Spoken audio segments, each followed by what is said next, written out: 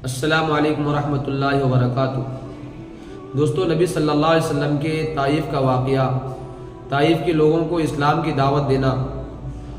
حضرت ابو طالب کے انتقال کے بعد رسول اللہ صلی اللہ علیہ وسلم کفار مکہ کو بہت زیادہ ستانا شروع کر دیا تھا۔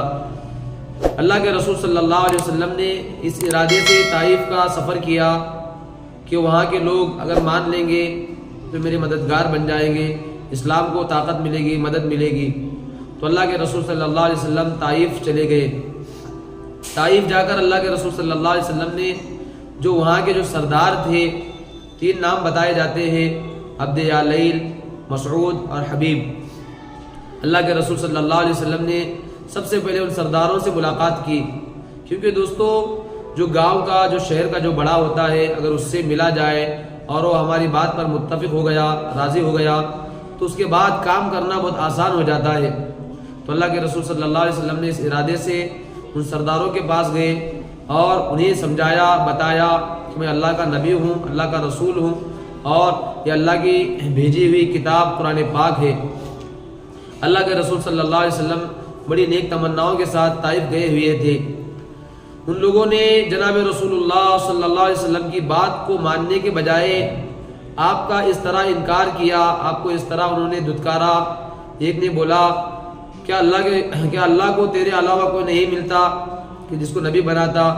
ایک نے کہا کہ اللہ کو تو ہی ملا، اور تیسرے نے کہا اگر تو سچا ہوتا ہے تو ہمارا انکار کرنا یہ ہمارے لیے عذاب سے خالی نہیں ہے۔ تو دوستو ایسا بہت سارے باتیں انہوں نے کی، اللہ کے رسول صلی اللہ علیہ وسلم کو برا بھلا کہا، اور اللہ کے رسول صلی اللہ علیہ وسلم کو اپنے شہر سے، اپنے گاؤں سے نکالا۔ اور اتنا ہی انہوں نے اکتفا نہیں کیا، ساتھ ساتھ جو گاؤں کے اوباش لڑکے ہوتے ہیں، دوستو جو بیکار لڑکے ہوتے ہیں، ان کو اللہ کے رسول صلی اللہ علیہ وسلم کے پیچھے لگا دیا کہ ان کو کسی طرح ہمارے اس طائف سے باہر نکال دو۔ تو ان اوباش لڑکوں نے اللہ کے رسول صلی اللہ علیہ وسلم کو ستانا شروع کیا اور آپ کے اوپر پتھر برسانا شروع کیا۔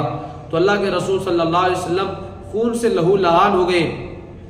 اللہ کے رسول صلی اللہ علیہ وسلم اپنے خون کو زمین پر گرنے نہیں دیتے تھے، اور بلکہ ایسے ہی خون کو اپنے بدن پر مل لیا کرتے تھے، کیونکہ اللہ کے رسول اس بات کو جانتے تھے کہ نبی کا خون جس جگہ گرتا ہے تو وہاں پر اللہ کا عذاب آئے بغیر رکتا نہیں ہے۔ اتنے میں حضرت جبرائیل علیہ السلام آپ کے پاس تشریف لاتے ہیں اور پوچھتے ہیں اے محمد صلی اللہ علیہ وسلم، اگر آپ کا حکم ہوگا تو میں طائف کی 2 طرف جو پہاڑیاں ہیں، ان 2 پہاڑوں کو ملا دوں گا اور اس بستی کو ختم کر دوں گا، کچل دوں گا۔ اللہ کے رسول صلی اللہ علیہ وسلم دوستو رحمت للعالمین بنا کر بھیجے گئے تھے۔ آپ امت کے لیے، لوگوں کے لیے اتنے بڑے رحمت والے تھے کہ دوستو اللہ کے رسول صلی اللہ علیہ وسلم نے ان کے لیے بد دعا کرنے کے بجائے اللہ کے رسول نے ان کے لیے دعائیں دی، اور حضرت جبرائیل علیہ السلام سے کہا کہ اگر یہ لوگ میری بات کو آج نہیں مانتے ہیں تو مجھے امید ہے کہ ان کی نسلوں سے ایسی اولاد پیدا ہوگی جو میری بات کو ماننے والے بنیں گے۔ تو چنانچہ اللہ کے رسول صلی اللہ علیہ وسلم طائف سے واپسی کے بعد بھی مسلسل لوگوں کو دعوت دیتے رہے، لوگوں کو سمجھاتے رہے۔ آپ اپنے اس دعوت والے کام کو جاری رکھا۔ تو دوستو اللہ کے رسول صلی اللہ علیہ وسلم کا لایا ہوا یہ دین قیامت تک کوئی نبی آنے والا نہیں ہے، ہم تمام کو اس دین کا کام کرنا ہے۔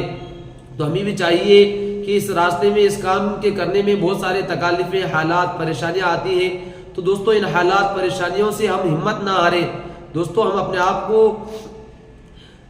ہار نہ مانیں، بلکہ ہم مسلسل کام کرتے رہیں۔ اللہ تعالیٰ راستے کھولیں گے، اللہ تعالیٰ اس کا انتظام فرمائیں گے۔ اللہ تعالیٰ ہم تمام کو موت تک دین کی خدمت میں لگے رہنے کی توفیق عطا فرمائے، آمین۔